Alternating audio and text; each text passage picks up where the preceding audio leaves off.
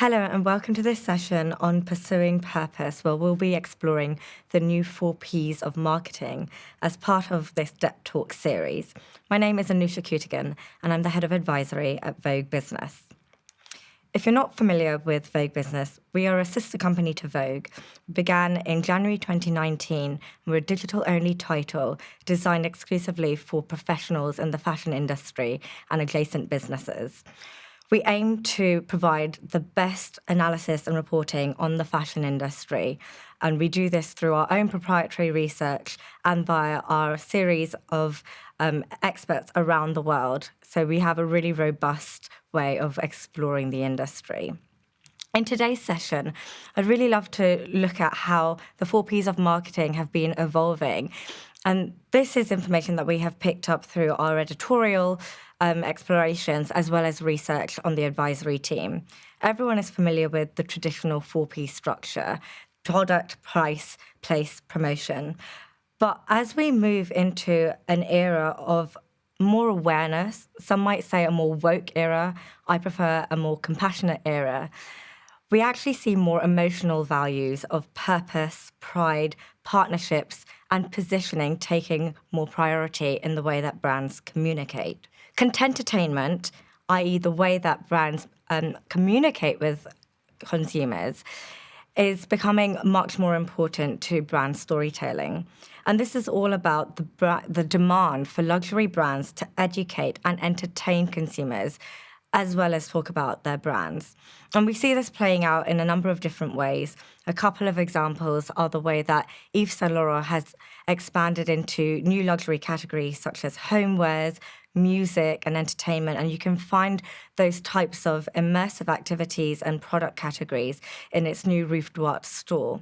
And it's actually introducing more categories like homewares in the UK too. And then if we look at more niche brands, we can see that brands like Ganni have worked with micro-influencers on social media to really tell their personal stories. And these are influencers that don't have a huge following.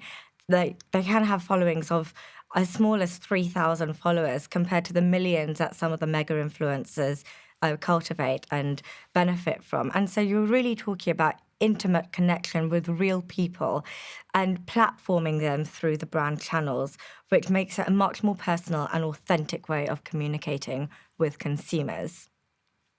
This idea of authentic storytelling is becoming really important, and this is how brands are building relevance. It's all about telling personal stories. So a few good examples are First Nations Fashion, which is a brand that was begun by Jill Sater in America, which is all centered on the experience of Native American women. And through her shows and her designs, she also talks about some of the challenges that they face, such as domestic violence and violence against women, which is disproportionately felt by that community compared to other minority groups in America. So it is about storytelling, but with purpose. She's very passionate as a designer about raising awareness of these issues through her brand, through her shows, and through her designs.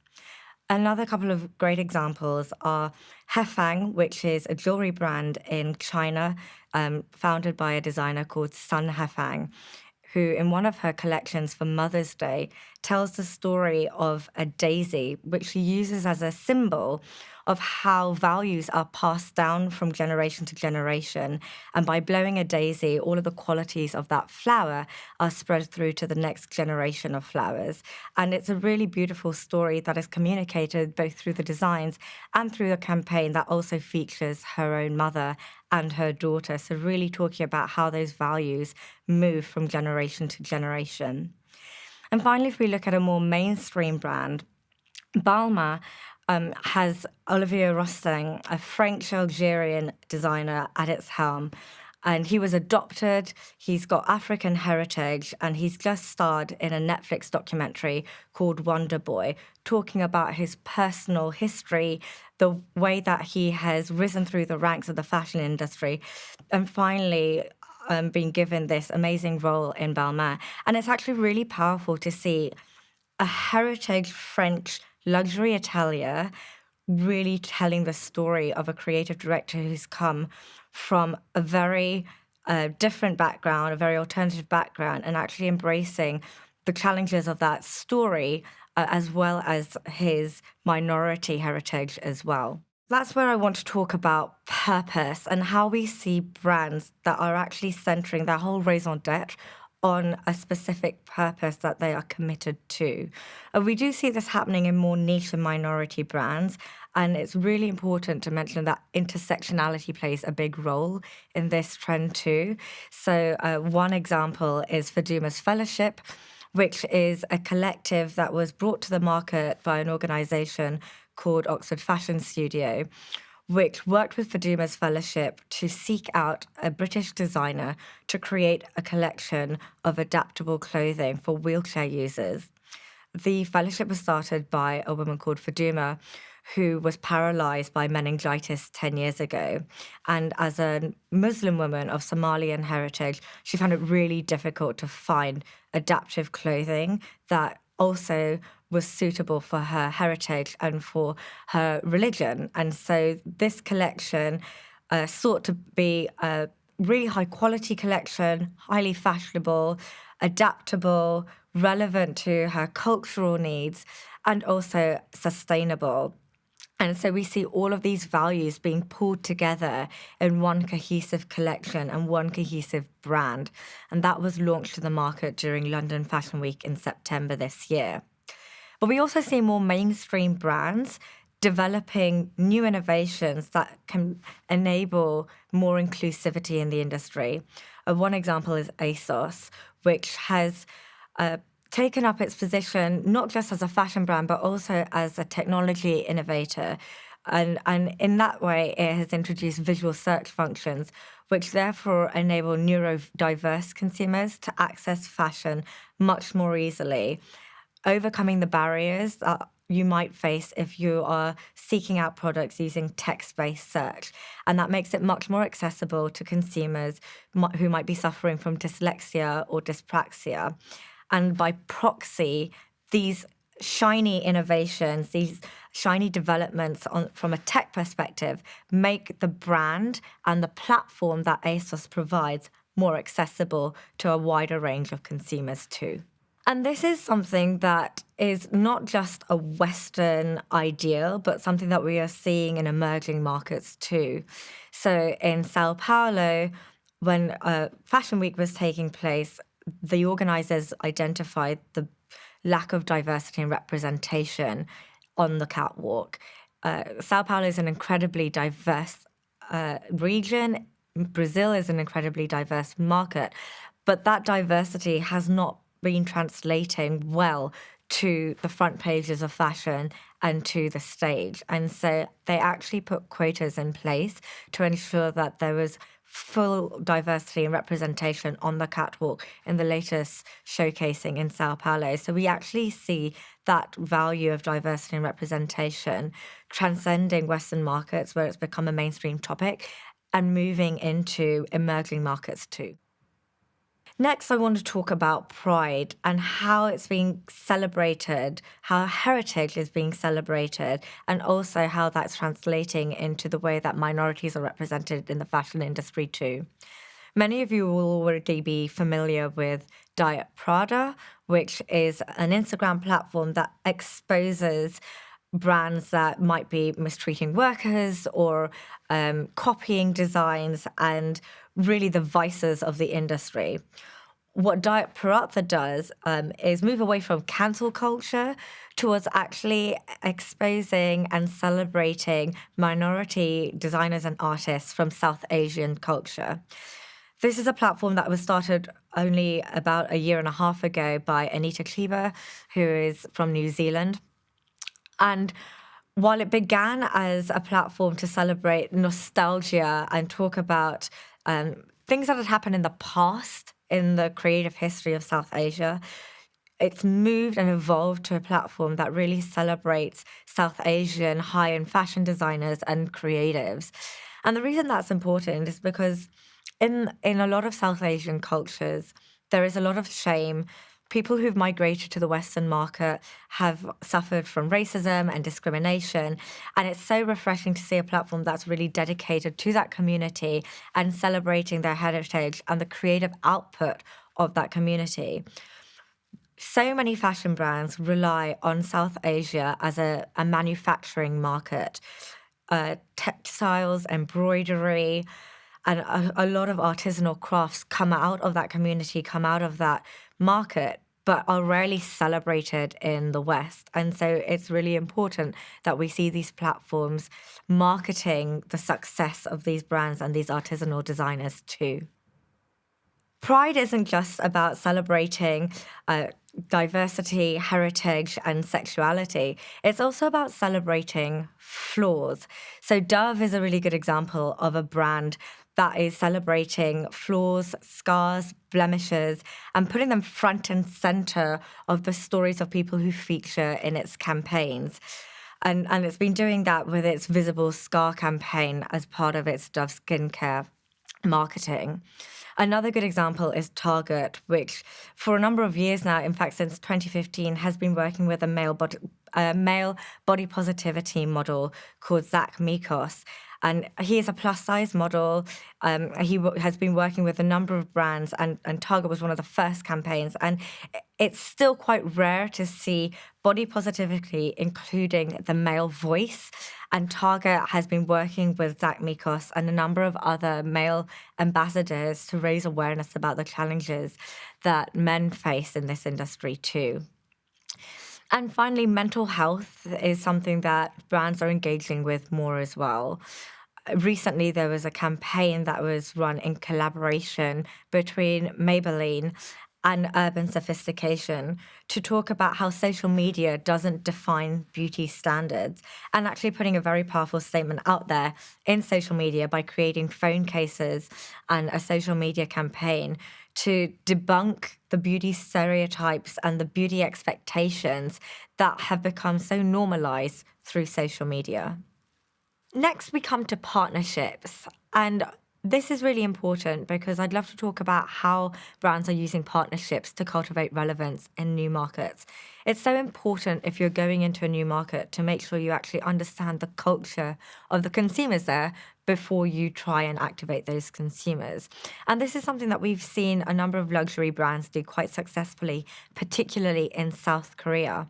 And I just wanted to talk about a couple of examples from Louis Vuitton and Dior because they've been working with ambassadors in South Korea in a really authentic way, but they were among the first adopters to do that. The reason why I think this is really important is because South Korean culture is no longer just for South Korea. It's had such a huge impact globally with the rise of K-pop and even South Korean cinema. So Louis Vuitton, for example, was one of the first luxury brands to latch onto the success of Squid Game, which is Netflix's most successful show to date, and work with one of the stars of the show, Jung Ho-young, as its ambassador, not just in South Korea, but in global campaigns as well. Similarly, Dior has been working with Blackpink's Jisoo, and that is a partnership and collaboration that represents quite a sizable portion of its marketing budget, but has really helped to cultivate relevance, again, in the South Korean market and around the world for people who follow K-pop culture. And so it's been a really successful way of accessing that culture and cultivating relevance. And I mentioned right at the beginning that luxury brands are expected to engage with content and entertainment, and actually luxury is culture now, and that's something that we have been talking about quite a lot at Vogue Business. And so it's so important to recognize that if you want to access a new community, a new market, then really getting the cultural attributes of your campaigns right is essential. But those partnerships aren't just about marketing high-end fashion in new markets. It's also about how we bring new designers and new creatives to market, and the responsibility that luxury brands are taking to drive that diversity and to platform new and emerging talent. Gucci has a new program called Gucci Vault, which actually platforms new designers through its own channels. and collaborates with them on a number of different collections. But most importantly, through its marketing, is actually giving those designers a voice. And then we can also see that partnerships have a really important role to play in sustainability, which nobody would be surprised to hear is one of the biggest talking points in the industry, and something that we see consumers demanding from brands again and again in the research that we conduct at Vogue Business too. And I'd love to highlight just one example of how this sort of perfect ecosystem actually has a role to play in the manufacturing side and collections too, with some quite unlikely partners. So Dell actually worked with an influencer and an actress called Nikki Reed, who has a jewelry brand called Bayou with Love, to develop a jewelry collection made from gold, recycled from old Dell motherboards, and creating this closed loop collection that repurposes technology waste for a collection that is now marketed and created by a celebrity artist and designer. So this sort of perfect storm of creating a collection that is sustainable, that brings together technology and fashion and influencer marketing. And then I just want to talk a little bit about positioning. And I want to take a little bit of a different approach to how we talk about positioning. Because normally when we talk about positioning, we think about it in terms of the price point that you put your brand at, or the quality of the brand and the perception of that. And actually, when we look at some of the most exciting developments in the fashion industry, it's also about the new spaces that you can occupy as a fashion brand, particularly when it comes to the metaverse. And the metaverse is one of those exciting, dynamic spaces that lots of brands are experimenting with, both huge brands like Balenciaga, which collaborated with Fortnite on a digital virtual collection, but also niche brands that are really experimenting with this space. So Artifact is an exclusively digital designer. It creates products that exist exclusively in the metaverse. These are fashion products that you primarily get in the virtual world. And now it started collaborating with the physical space as well. So products that started in the digital world and are now taking on a physical manifestation too. And it's getting huge commercial success from these collaborations, and also working in the NFT space, so non-fungible tokens, to develop exclusivity in this space. And finally, I'd love to talk a little bit about the gaming opportunity there. I mean, we saw Balenciaga's collaboration with Fortnite, but it's not just something that's being done by huge brands. Independent ateliers are also innovating in this space too. Joshua Kane, a British atelier that has just one store in London, is developing his own video game inspired by a story of the Three Tailors, which is a brand story that runs throughout a number of Joshua Kane collections, and is a motif that you actually find in a number of his products. And so the characters in this video game that he is developing are all inspired by these three tailors of the Victorian era. And we need to be mindful of the fact that smaller brands do not have the same resources of larger brands and businesses. And so this is a slow process for Joshua Kane. But what it does mean is that he has been able to involve his audiences and his followers in every slow step of progress and the development of this video game. And therefore, he brings his audiences, he brings his followers into that process. And it's not just one flash in the pan, high profile exhibition. It's actually a story in and of itself alongside his regular collections. And then I think it would be important to talk about the impact of this age of awareness and how brands can cultivate emotional positioning as well. Beauty and skincare brands, particularly independent beauty and skincare brands, are doing this really well. So Ava Estelle is a Black-owned skincare brand that was, in its own words, developed with melanin in mind. And this is a brand that aims to correct and help with blemishes, scarring, and problems like hyperpigmentation that are specific to darker skin consumers. And the story is a very personal story for the founder and his wife. She herself had problems with blemishes and hyperpigmentation, and they sought to find a solution and then develop that for other people with darker skin who face these problems. And it's a very emotional story. These are problems that are that is associated with a lot of shame that people try to hide. And actually, it's created a whole community around the brand, sharing advice, sharing experiences, and also sharing stories of success about how people have moved from a position of being ashamed about their skin to one where they can wear their skin with confidence. And another brand that really focuses on that emotion and familial values is By Far, which is a luxury Bulgarian accessories brand that was founded by three sisters from Bulgaria. And Far is actually an anagram of the initials of their sons. And so it's got this storytelling of family running through the brands, and they aim for every product to evoke a strong sense of emotion.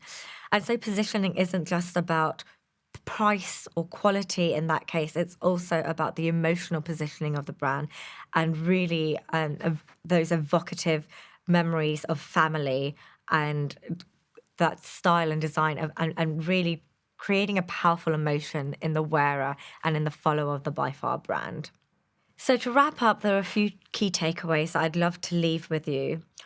One is to take risks. They do pay off. A lot of these new values in the new 4Ps of marketing are new territory. They're not well defined like the original 4Ps are. They're not as structured. They are emotional subjects in many cases. And sometimes it can be risky to engage with them. And really, the key piece of advice is to do that authentically by tapping into values that are important to you as a brand, to you as a team.